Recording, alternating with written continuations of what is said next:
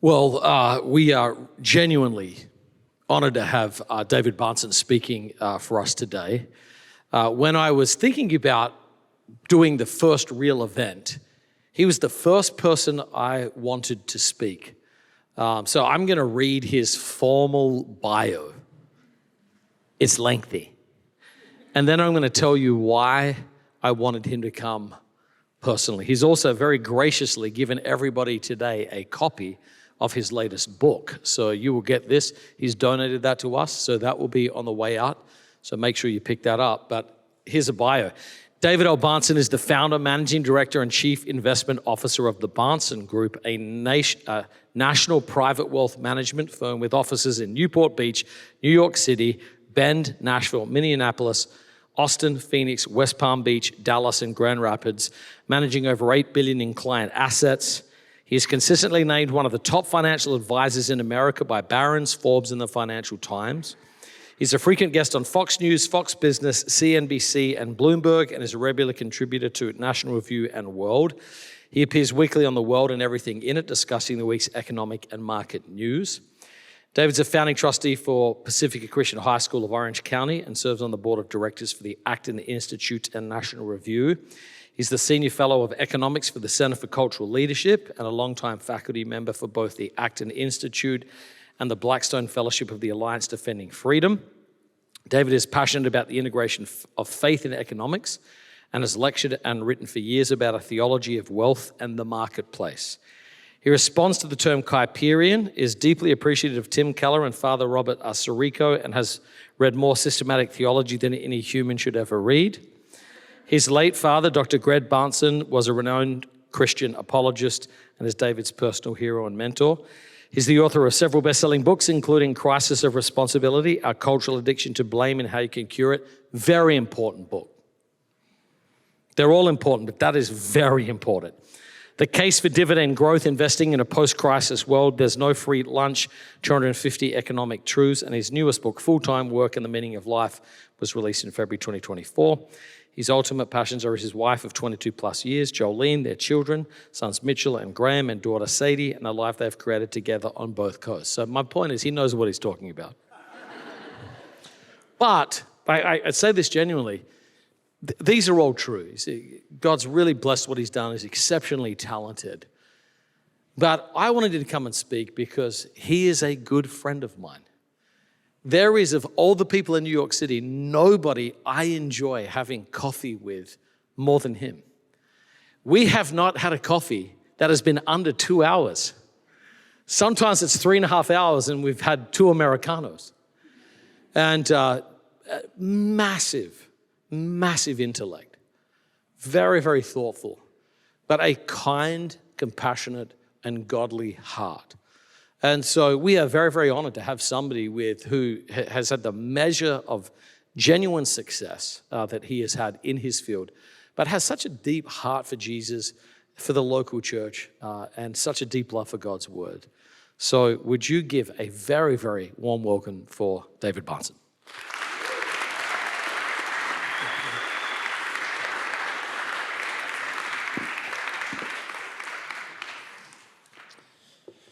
Well, if he's going to be that kind to me, I'm going to have to return the favor and say that those of us that call Church the City home have no idea how blessed we are to sit under the preaching of this man. I've sat under a lot of people's preaching, and this is the finest preacher I've ever heard, and my dad was a real good preacher. This topic, we're also very blessed that the church cares as much as it does about this topic. And the reason I'm here today is essentially, I have to time myself. Even though my wife's not here, she makes me time myself because she doesn't want me going over my allotted time. And usually when she's here, she's in the back, and then I start getting looks from her. And I do not like getting looks from my wife. But then what I do is I start talking, I forget to hit start, and then about 9 minutes in, I hit start. And that doesn't work. The 9 minutes still happened. Okay, the clock is officially running. I can't really give my talk today without giving you guys a little bit of biography.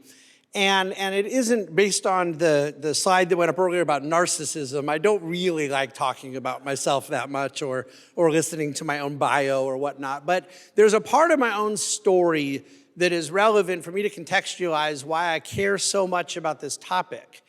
And it is the church's relationship to a theology of work that inspired my passion for this topic.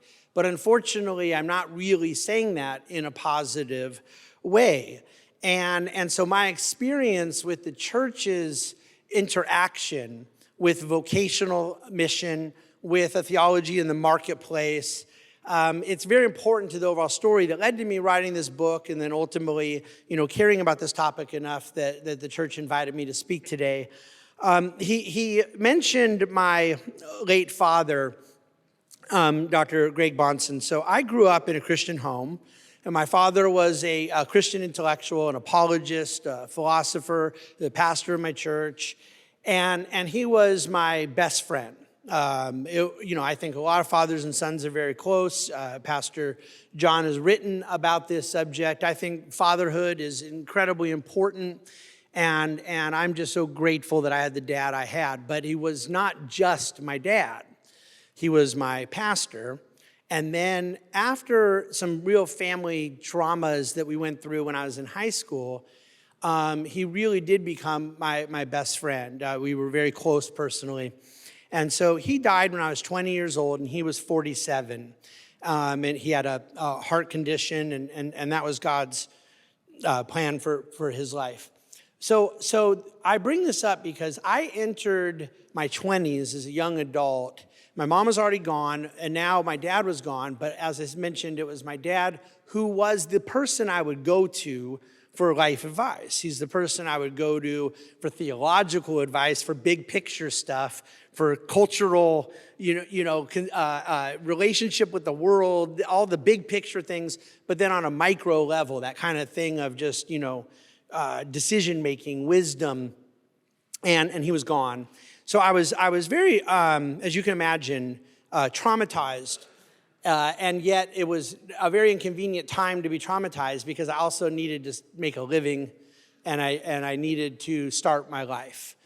And I basically did this. I'm going to skip a lot of time and a lot of blood, sweat, and tears and a lot of years to summarize the journey of my 20s and into adult life through this traumatic experience that I don't wish on anybody, by saying that God used work in a very cathartic way in my life, that I found a meaning and a purpose and a fulfillment that was not only very useful therapeutically in my own life, but it was so because that's how God designed things to be.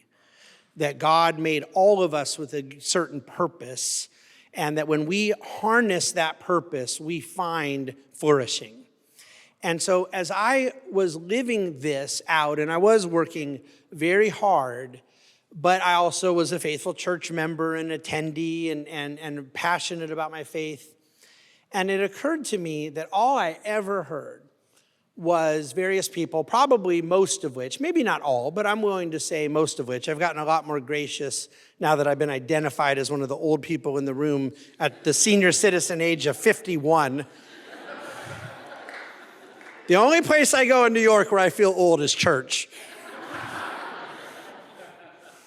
But no, I had folks that were genuinely concerned, but it was constantly a concern of working too hard, never a concern of, or an appreciation for, isn't this a blessing that you're working so hard? It was never pastorally or even amongst the congregation tied in to a positivity. And then as I traveled for my business and worshiped at other churches, I had Christian relationships around the country. This was a very consistent theme. And so I started paying more attention to it. And as I read the literature that was out there, I looked at the sort of general, and I'm stereotyping because there's exceptions, of course. But it really felt to me that the broad message of evangelicalism at this phase of my life was very negative about work. It was cautionary. That's great you're working, but don't do it too much. And so I said, okay. And I thought, one day I got to write a book on this because I'm really trying my best to be a faithful servant, to work hard. I believed in this notion of cultural apologetics, that we had a mission that we were here to do. I'm going to talk a bit about this out of Genesis 1 and some other things. But I felt, based on the upbringing I had and how I was applying this in my life, and again, I'm skipping over a lot of the tedious stuff, I felt that it was really a theologically centered approach to work, but it just seemed generally negative and cautionary.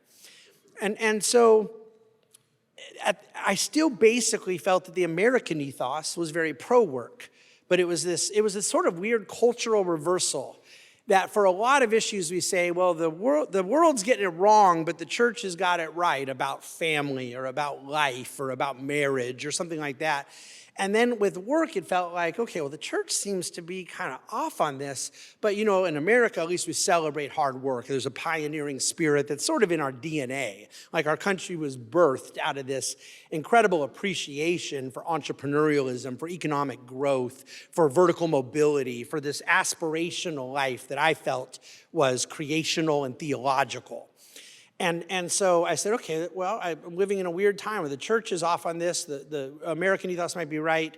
And then the reason that the book that you're going to get a copy of today came to be, when it came to be, I mean, the passion for the subject of the church's work with, the church's relationship with work was a byproduct of that experience I talked about after my dad passed and in the young adult phase of my life.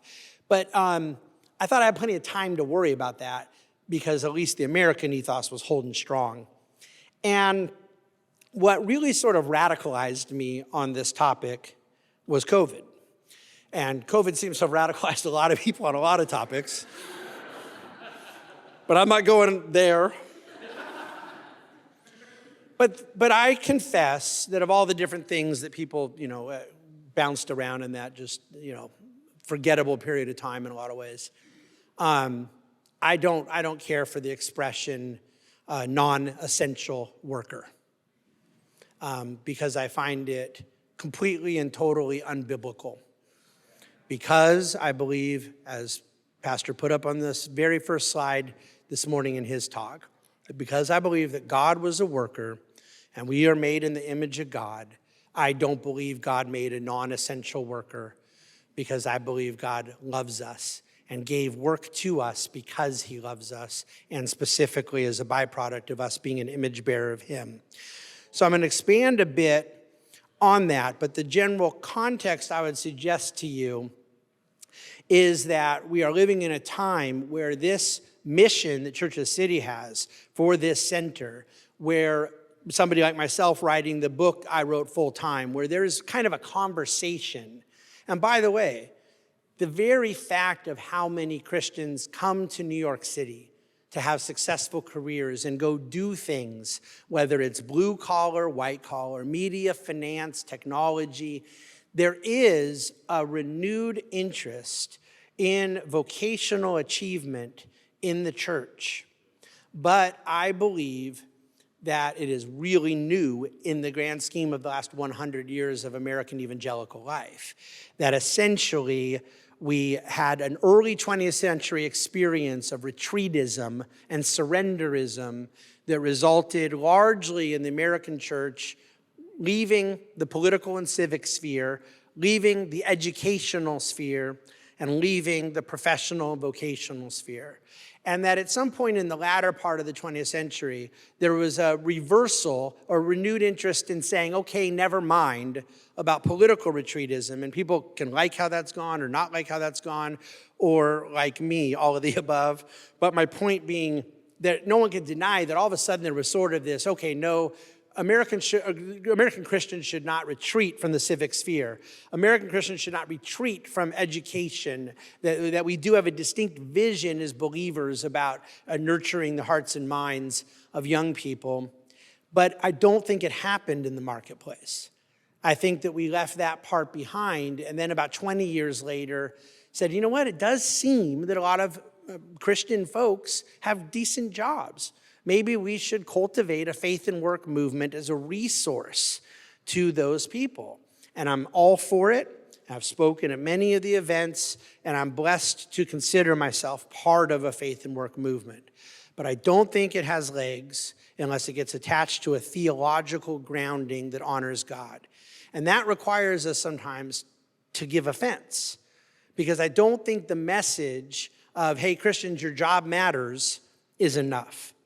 I don't think the message of work hard and it will be honoring to God, it's an important platitude. I don't say that as a negative, it's a platitude, but it's a true one. But what I want to suggest to you today is that we need a theological ethos behind this for it to have staying power, for it to truly animate us, for it to actually motivate us to go do what I believe it is to do. And what I believe I'm going to call level 4 relationship with work. That most of us intuitively already have level 1, which is I have to work so I don't starve. We understand the need to pay bills. Some people understand it better than others, but that pragmatic reality is reasonably fair enough. Level 2 then for a lot of believers becomes, you know what, if I work hard and do better, I'm going to be in a better position to tithe. I'm going to be in a better position to give. So then I can take the work, the fruits of the work I do and bless real important ministry. And I heard pastors refer to this once as work as Christian fundraising. And he was not saying it as a compliment, and I am not saying it as a compliment. That vision, that view. I think it's true, by the way. I think it's a necessary part. It is just simply not sufficient. Then the level 3 part is where more and more Christians are becoming content to leave things off, which is we go from work as breadwinning, work as tithing, and then to level 3 of now we work for influence. The better work I do, the more people want to hear from me. I can do more water cooler evangelism. I will be in a position that my views are respected and I have integrity. I've demonstrated some capability, and that adds to my ability to then go share the gospel. And I also believe this is a necessary part of our interaction with work. It's a blessing. It's a good thing. Level 1, 2, and 3 are not bad. They are just simply not the final step. That where we get to a full, holistic understanding of this message that transcends those first 3 levels, what I refer to as level 4, is when we realize that the work itself actually matters to God. That the underlying activity of producing goods and services that meet the needs of humanity is always and forever extended in service to others. That it is absolutely, categorically impossible that anybody will pay you to not be adding value to somebody else. In that sense, work becomes this incredible forum for service. When I say that this message must intuitively provide offense, it is because I believe that for the most part, in speaking to Christian audiences, the expectation, something I ran into 30 years ago, was that we would speak to work for the benefits of what it does, level 1, 2, and 3, but then really make sure we warn a whole lot of people who live in Kansas about the risk of tidal waves. And for those who don't know what I'm talking about, I hear pastors all the time outside of the city I'm currently standing in give sermons warning people about working too hard when their congregations are often filled with young men playing video games 9 hours a day at their mom's basement. Now, as Pastor Tyson reminded me when I had him on my podcast about 1.5 years ago to talk about this book, those of us in New York don't even have basements.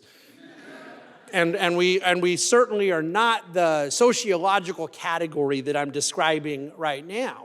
And that's why I want to say that this is, in a lot of ways, a more difficult message, but more opportunistic for me today, because the general thing that, as I've spoken on this topic about 200 times over the last couple years, I generally am very comfortable saying to a churched audience that the primary need you have is to lean into how important work is, what it means culturally, what it means economically, what it means existentially, but ultimately what it means creationally, like having a deeper understanding of what it means in terms of God's created purpose for our life. And that message I have found to be often somewhat offensive, but not in a controversial way. I mean offensive that it sparks some degree of, okay, this is not how I've thought about it. Like I might need to reorder, rethink certain levels of priority. And one of the reasons I've spoken at a number of events in the city over the last couple of years, and one of the reasons why I cherish doing so in New York is I just, for the most part, share John's experience that it's different here. Like I don't think people come here generally because they're really embracing career laziness. It's not been my experience. And that is infectious, it's contagious. From a common grace standpoint, for those who know what that means theologically, I actually love that about unbelievers in New York City because it gives me something I share with them is, well, we don't see the world the same, we don't have this shared belief system, we don't have the same worldview, faith, but we both really do care deeply about driving a certain professional activity, and that gives you something to converse about and fellowship around and whatnot. But when believers adopt this understanding of work, it's just one of the most exciting things in the world. But it also can change the world, and if we do this right, it's going to. So the thing I want to focus on today, for this audience that is already convinced that work matters to God, that the framework I use is that there is a highly subjective view of work, and that means something different than the way you might usually hear the adjective subjective described. That it is important because the subject of the work is important. And the subject of the work to God, who made mankind in his image, is the worker. And that the underlying subject is us. And that God cares about the work because he chose, as he said 4 times in 2 verses in Genesis 1, 26, 27, to make us in his image and likeness. And so I mentioned I was raised in a Christian home. I heard the expression made in the image of God a gazillion times. And I think most Christians have heard it and agree with it. There's no reason to say, I don't like that. I'm uncomfortable with that language. But I don't think that many people have thought through what it means. The concepts of Imago Dei are profound. But we should at least start with what we know it doesn't mean. When I say that mankind is made in the image of God, I am totally cognizant of the fact that we are not omniscient as God is. We do not know everything. I'm cognizant of the fact we're obviously not omnipresent. We're embodied people, kind of, stuck under the finite limitations of time and space. And we're most certainly not omnipotent. We can't just do anything. So we refer to in Christian theology the things that we share with God and the things we don't share with God. And what we don't share are these omniscient, omnipotence, omnipresent categories. But then when we talk about what we do share, it forces us to ask, what does it mean to be made in the image of God? Well, if people were to answer, it's because we're a part of his creation. And so by nature of the creator-creature distinction, there's differences, but then there's shared things. The problem is that's an inadequate answer because all of creation was made by God, and mankind is not the entirety of God's creation. The animal kingdom was made by God. The plant kingdom was made by God. The sun, moon, stars, the lake, oceans, mountains. All of these things were also made by God, but they do not contain the Imago Dei status. There is both an obligation and a blessing embedded in it, but for me to set it up this way, it requires me to then answer, what does it mean to be made in the image of God? And my answer to that question is, he answered for us in the very verses where he told us we were made in his image.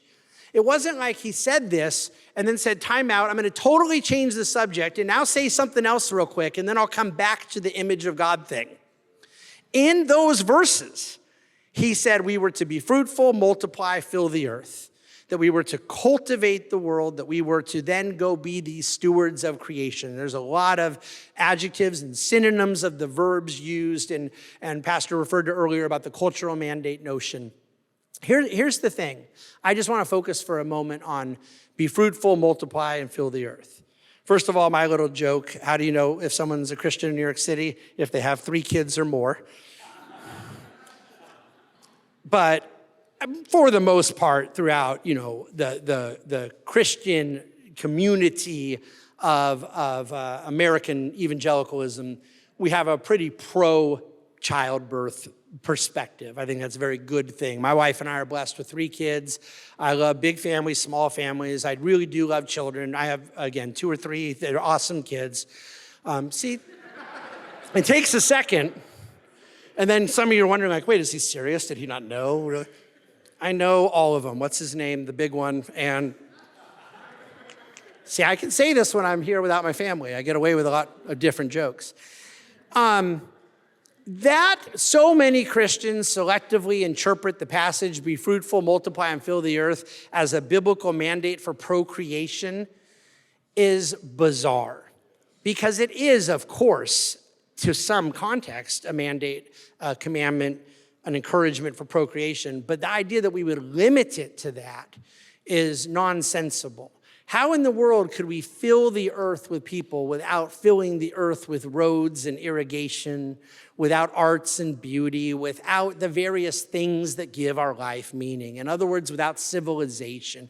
How are we to build civilization for this full earth as we're sitting here having all these kids without that 4-letter word people hate so much, work? The immediate context of being defined as an image bearer of God was being described as a worker who the work we had to do was not get ready for a big sale at the store, although that's included. It was not to, go about a new task or a new strategic initiative. The work we were to do, are you ready? Was to fill the earth. to go multiply, fill the earth. It was to build a civilization that would be in communion with God. And we're going to talk about this in a moment, what went wrong. But everything I'm saying so far is before it went wrong. I'm referring, of course, to the fall. This entire idea of us being made in the image of God and being tasked with these vocational obligations that are a byproduct of being made in his image, this is all before the curse. Now, Genesis chapter 3 does come along, and those of you who are familiar with the story of the fall know that sin did come, and it did change everything. And I'm going to suggest in a moment a way to think about what sin changed and what sin did not change. But the fundamental creational underlying reality of our lives, of our task, and what God made, and this is very important, all of his mankind for, not just the really productive ones, not just the college-educated ones, not just the ones that seem a little more motivated than others. It is incredibly tempting to accept a societal narrative. I think this was somewhat implicit in that non-essential worker vibe of 5 years ago. But whether you're talking about in the economic order, the political order, or oftentimes in the ecclesiastical context, we sometimes want to say, look, that guy is just wired to work hard and other people are not. And that is a rationalization that I'm deeply uncomfortable with. But it's not because I want a puritanical burden put onto the person not working as hard. This is not a punishment. I want that person to experience the same blessings that God intended for all people who are living in faithful obedience, who have that notion, earned success, as Arthur Brooks refers to it, but more specifically, the innate aspect of being an image bearer of God. That when we are productive, when we are doing things, building things, and doing so properly ordered, that's what's unique to our world, to our belief system. But there is a joy, a fulfillment, a meaning, and I am just so tired of hearing over and over again that the great plague upon our well-being as a society, the crisis in mental health, this new increase in isolation or alienation is because people are working too hard. It is not true. People may be wrongly ordered in their priorities. There may be need for a reformation. There is certainly a need to fully engulf what we do and believe around Christian principles. But the idea that work itself is a problem instead of a solution. I did not become an exception to the rule as a young man in my 20s dealing with certain pain that found a solution through work and the telos God had for it in my life. That was his design. And for me to want to hold on to it as if I got this secret little treasure I'm not going to share with anybody else, I think would be irresponsible. I believe there is a formula for a good life. And there are a lot of things that are part of it. But what I can't do is give the message to some, like, you're part of God's creation that is meant to benefit from the rest of us who are working, but you don't need to worry about the work part itself. You'll get kind of like a subordinated joy. And I don't think anyone would use that language, but I do think that is the latent implication of a lot of theology about work, that some are just lesser than in their capability. But what Genesis 1 tells me is no, it was a universal principle, a creational normative, that all of us as image bearers of God are capable of being productive, innovative, and essentially participating in that four-letter word of work. We hear a lot about the concept of work-life balance. And there were a few things I took out of my notes because Pastor stole them from me in his talk earlier this morning. But work-life balance didn't come up, although concepts around it did. But this is probably the area where I get myself into most trouble, other than my beliefs about work from home versus work in the office, but we're not going to go there unless you want to during Q&A. I'm not afraid of you.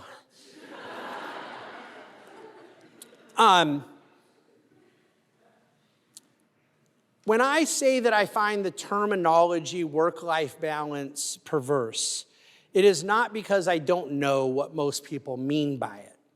And when I have an anecdote in my book about someone who once interviewed with me and in the very first interview wanted to know what the work-life balance was like at our company, and I ended the interview by saying, you're not going to have to worry about that now.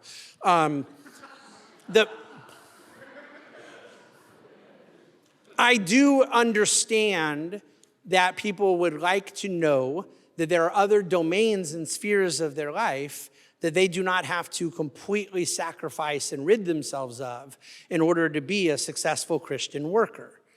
I do not believe that one has to choose this day if they are going to be a good Christian husband or a good Christian wife or a Christian worker. I believe that all we are talking about is not balance, but the fact that there is an awful lot in the Christian life that we are expected to hold in tension. And that tension is not an asset allocation for those of us in finance, where there's a percentage of something in one sleeve, a percentage in another. And all we have to do is get that percentage right. The analogy I use in my book is like a closet. Like, as long as I compartmentalize right, this is the area for sweaters, this is the area for trousers, for suits, whatever it is. And then I have that laid out. Now I have my life properly ordered, and that's the way it goes. It is, to me, an unfair thing to expect people to do, that this work-life balance would be like an asset allocation. Because there are days in which the biblical thing to do is miss a kid's soccer game and be at the office late. And there are days where the biblical thing to do is leave the office early and go home and be with a sick wife or sick kid or a school event or something. But the idea that we have a formula to it that removes the both burden and blessing of wisdom, I think is silly. But the vocabulary is important too. Because work-life balance talks about two things being held in balance. I think that there has to be a balance in the sense of finite reality. I cannot be with my wife when I am here speaking at this event. And so there is just a finite reality that I'm not going to be in two places at once, and there's a certain decision made about allocation of time and resources. That's all fair enough. But work-life balance implies that the thing you're balancing is work versus your life. But if work is a vital part of your life, how do you balance work with life?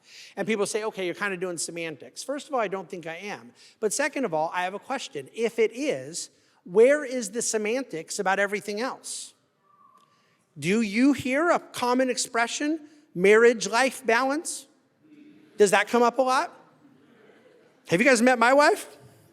I've never said it. I thought about it. I've told the joke a lot when she's been there, and she never laughs, but I've thought, like, I'm going to go home, and she's going to talk, and I'm going to say, I can't listen to you right now. I'm doing marriage-life balance, and we're going to see how that goes. But the fact of the matter is, I'm not picking on Jolene here. I don't think very many of our spouses would appreciate that, nor should they. But we don't talk that way for a reason. We recognize that marriage is a vital part of our life. Our kids are, our churches are, our communities are. We have various spheres, and that's going to be a word we're going to talk about more in the next few minutes. We have spheres in our life that matter.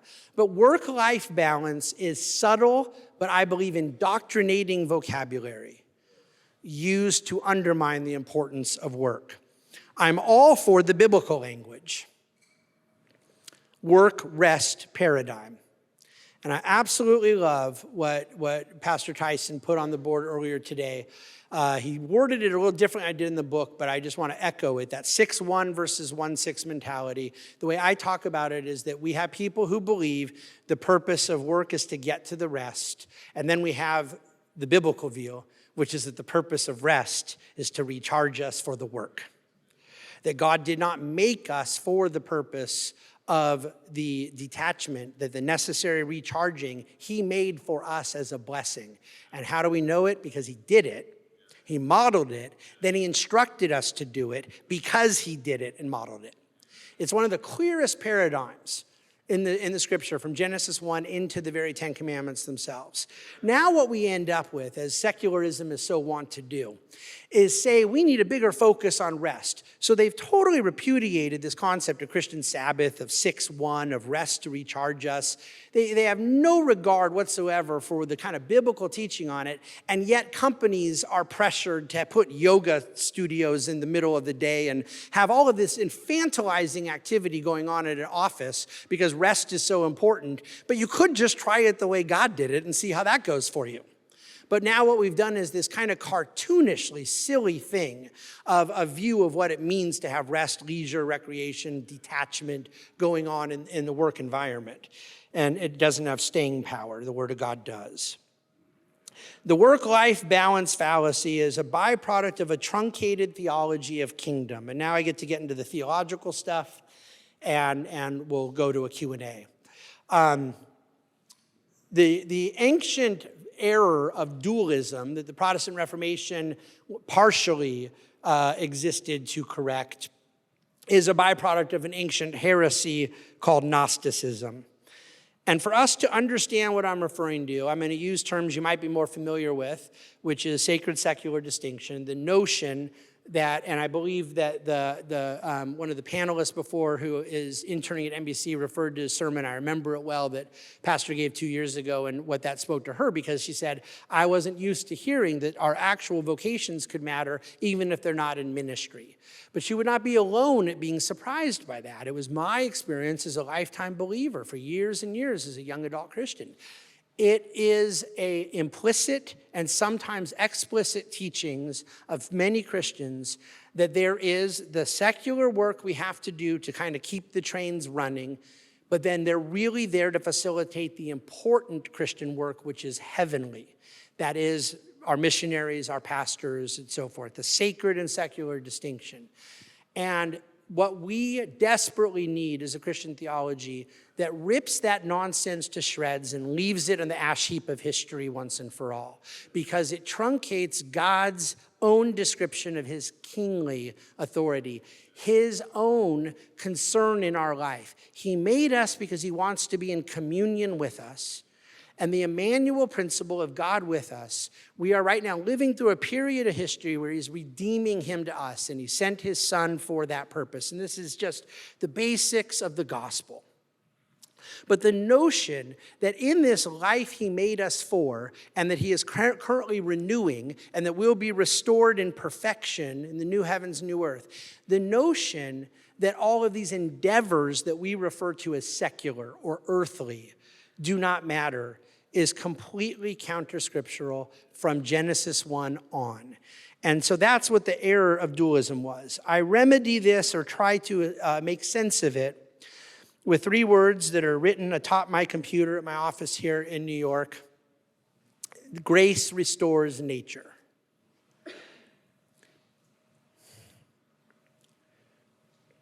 Grace is a powerful reality in our lives for those of us who have been saved from a life of sin into the life of redemption made possible by Christ's work on the cross. That God forgave us of our sin and brought us into a saving relationship with him is the great blessing of our lives so that we can enjoy eternity with him.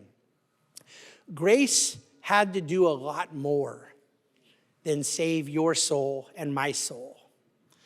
It does that, but it also is working tirelessly day by day, not to destroy the original created natural world, but to redeem it, to renew it to God's original design, and eventually, on the other side of glory, for us to live in it in perfected state. That was God's design for our life. That's what God wanted for us when he made us as his image bearer. But God did not make the world finished. Before sin corrupted it and broke it, the world was not corrupted or broken by sin, but it was not done yet. We did not have this iPhone. What was God's plan for there to be buildings like this and architecture and the Hoover Dam and the irrigation that'd be necessary for us to have all these kids we were going to have and to have advanced technology? What was God's plan for us to learn how to start a fire? Have you all read Genesis 1, Genesis 2, Genesis 3? Is there a passage in there that tells you, here's God talking to mankind, here's how you start a fire? Is it there? All he did is make us and task us with work. There is nothing in this phone that didn't exist at the Garden of Eden. All of the raw materials, when we talk about the rubber, the plastic, the silicone, the various things, as you kind of go through thousands of years of advancement, the advancement is one step after another of ideation, of innovation, of mankind producing both intellectual and physical work that resulted in a higher standard of living, resulted in various elements of beauty, of progress, of growth. This was God's design for us. But as I say, sin corrupted it. It corrupted work. But grace exists to restore nature. Where dualism comes from is the belief that the whole world has to be blown up. That what God wants is for the physical world to be destroyed. When the theological concept I want to leave you with is that, in fact, grace is not here to destroy nature. Nature in this context being the physical world in which we live. Nature encapsulating our vocational marketplace endeavors. That what God intended is for grace to restore these things, that this process of redemption that is so pivotal to our own lives and souls is applied to the whole of the natural order that includes our work and vocation. I think I have the time before Q&A to just give you a quick summary of this, but if anybody wants to email me and get a list of these bullets, because you notice I did mine without PowerPoint. As I said to John this morning, power corrupts, but PowerPoint corrupts absolutely. But I am very happy to email these things to you. But when I refer to the grace restores nature applied to our subject today, a vocational mission, number one, work is part of who we are by creation. Number two, sin distorts our relationship to work. Number three, grace heals the worker, reorders our desires, and reorients that vocation. Grace enables us, number four, to serve God, to serve our neighbor, and to serve the world. And in fact, if we're not serving our neighbor, there is no work being done. We do not get paid to sit on the ground and flip a seashell up in the air over and over again. That there is some activity. I mentioned work being subjective, that we are the subject of work. It is extended, though, to an object. This was an encyclical that Pope John Paul the Great wrote 45 years ago now. God cares about the work. God cares about who the work is serving. Therefore, God cares about the worker. God cares about who the work is serving. Therefore, God cares about the line, the transitory activity between the subject and the object, the work itself. It enables us to serve our neighbor and the world. Number five, grace liberates us from anxiety, futility, he mentioned this morning, idolatry, and self-justification, self-advancement. The things that could be wrong or vain ambitions in the work, grace liberates us from that. And this does not mean I now have a subordinated ambition. I have a greater ambition. If you think your ambition's for the corner office, and I'm a big fan of Christians getting the corner office, if your ambition is the bigger bonus, and I'm a big fan of Christians getting the bigger bonus, you should see what your ambition will be when it is to get the bonus in office by better serving others. It is a completely different perspective and worldview, and it does not truncate ambition, it enhances it in a spirit of joy. Number 6, restored people. Oh, I love this so much. I'm gonna start crying. Restored people build a restored culture. We do not have a restored culture right now, but we don't have enough restored people. And when people are restored and they take these messages to heart and live them out in their lives 24/7. Only thing I disagreed with Sam said earlier is that he said the church wants to charge people for Monday through Friday. And I just want to say Monday through Saturday, 6 days shalt thou work. But I know what you mean. The Industrial Revolution carved a whole day off of our needs. So I won't get into that. But we're on the same page. Restored people build a restored culture. And then number 7, this full restoration awaits the new creation. This is happening. This is happening. This is God's promises to us. So why do we believe we will find greater fulfillment, peace, and joy in our life by resisting his plan for restoration as opposed to embracing it? And embracing it not only with godly marriages, with godly children, with active life in our church, with active engagement in our community, but with this vocational belonging. This, to me, is the good life. There is a concept called sphere sovereignty that has been thrown around here today pretty much all day, not always with the description put around it. But one of my great theological influences, I think he mentioned in my bio, identify as Kuyperian, but the late 19th century theologian and intellectual in Holland, Abraham Kuyper, talked about society being made up of different spheres, from family to church to state. And we could talk about the domains of science and art and agriculture and technology.